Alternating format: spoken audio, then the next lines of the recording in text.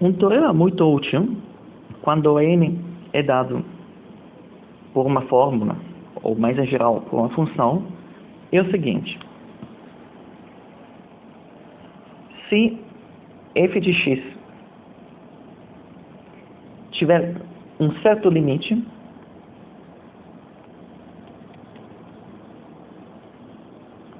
para x que vai para infinito, um certo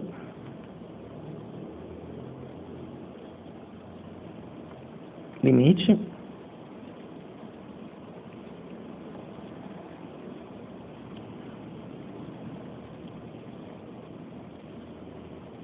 de f de x, então, sendo a n definida como f de n, limite para n que vai para infinito de a n existe e é igual.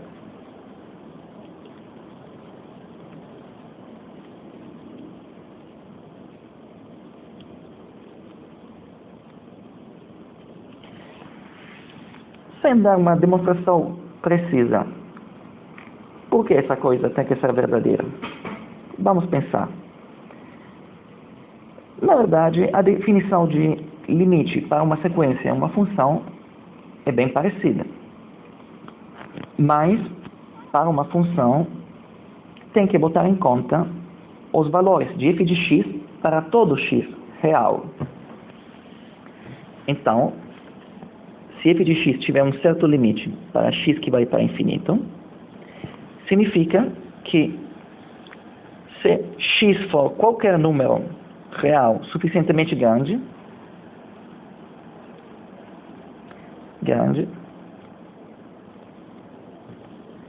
então f de x vai aproximar um certo L.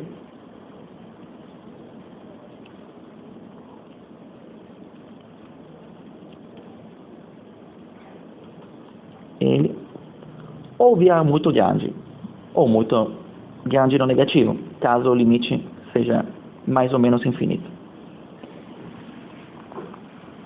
Qual é a mesma definição qual é a condição necessária para que o limite exista no caso de AN?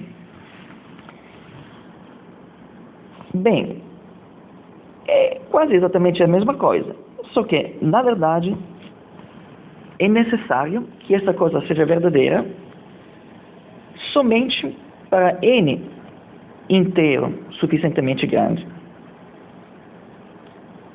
Inteiro grande deve valer que a n, f de n,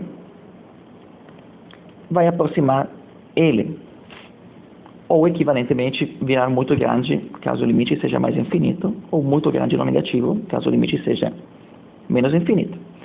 Então, é claro que essa condição que a f tenha um limite vai implicar que a sequência tem limite também.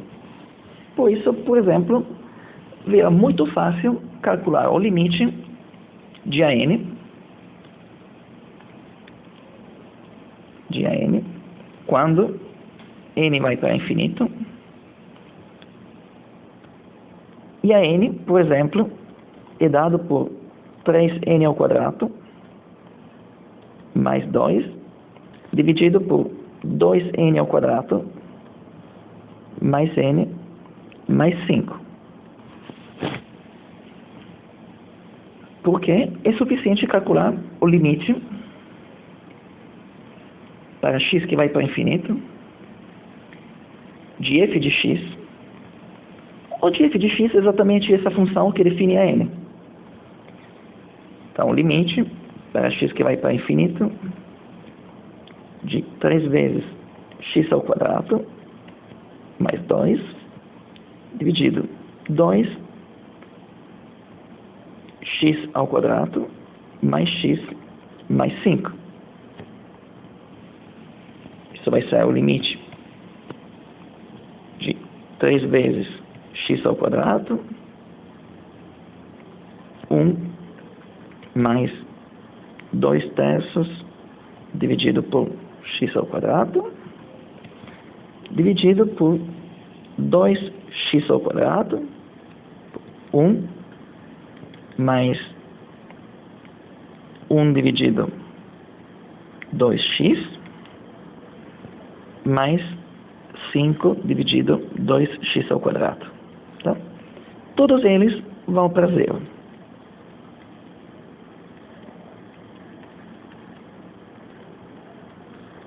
Tá? Vamos simplificar um x ao quadrado. Tudo aquilo que sobra é 2/3. 3/2. Tá certo?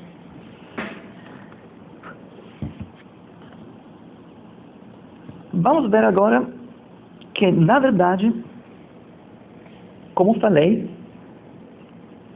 se essa coisa for verdadeira para todo x real, então, com certeza, vai ser verdadeira para todo x inteiro.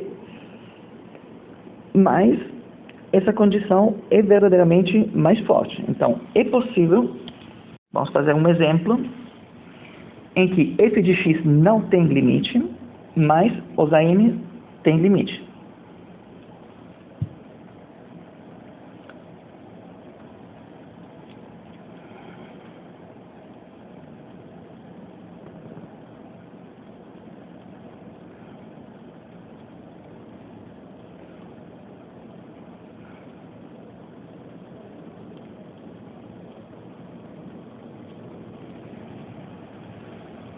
Vamos supor que AN seja dado pela fórmula seno de π vezes n. É claro que isso significa simplesmente que eu estou escolhendo uma fórmula difícil demais, na verdade, né? Porque qualquer múltiplo inteiro de n vai ser zero. Então, a mesma coisa que dizer que a n vai ser sempre zero. Então, é claro que existe um limite para n que vai para infinito de AN. E esse limite vai ser zero.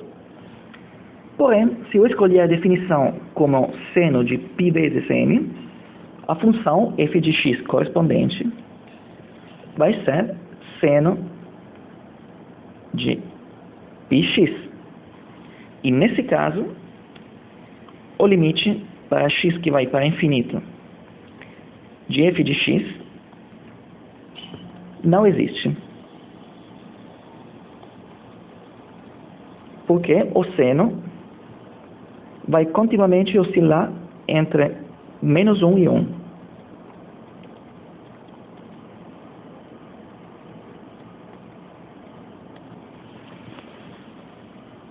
Vamos ver agora o último teorema, que pode ser útil quando a gente está lidando com funções contínuas.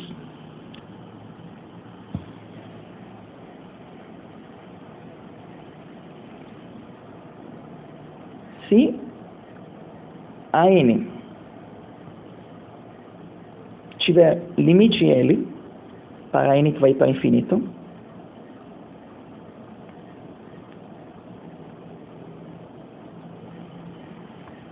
e f, n, vamos supor, finito,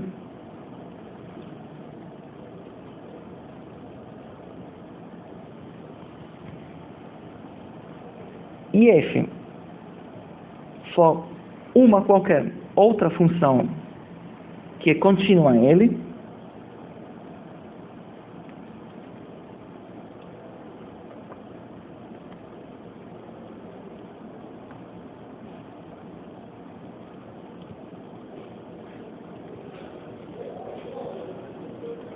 então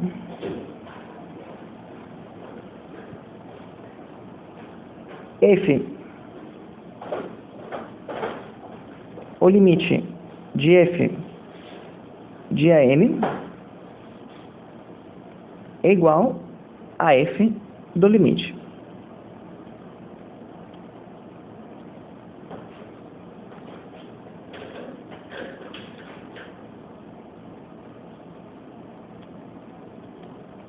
e então vai ser igual a f de L. Por que isso? Porque quando a n estiver aproximando L, qual a definição de continuidade da f, nesse caso? Que simplesmente para x próximo a L, o valor da f vai ser próximo a f de L. Então, é claro que nesse caso, posso trocar a f e o limite. Então, por esse caso, graças a esse teorema, por exemplo, vira fácil calcular o limite de e a 1 sobre n para n que vai para infinito. Sendo e uma função contínua em todo L, podemos simplesmente dizer que é como fazer e do limite de 1 sobre n para n que vai para infinito. Esse limite para n que vai para infinito é zero. Então, temos simplesmente e a zero, que vale 1. Na próxima aula, vamos dar mais um teorema sobre as sequências, falando de sequências limitadas e sequências monotônicas.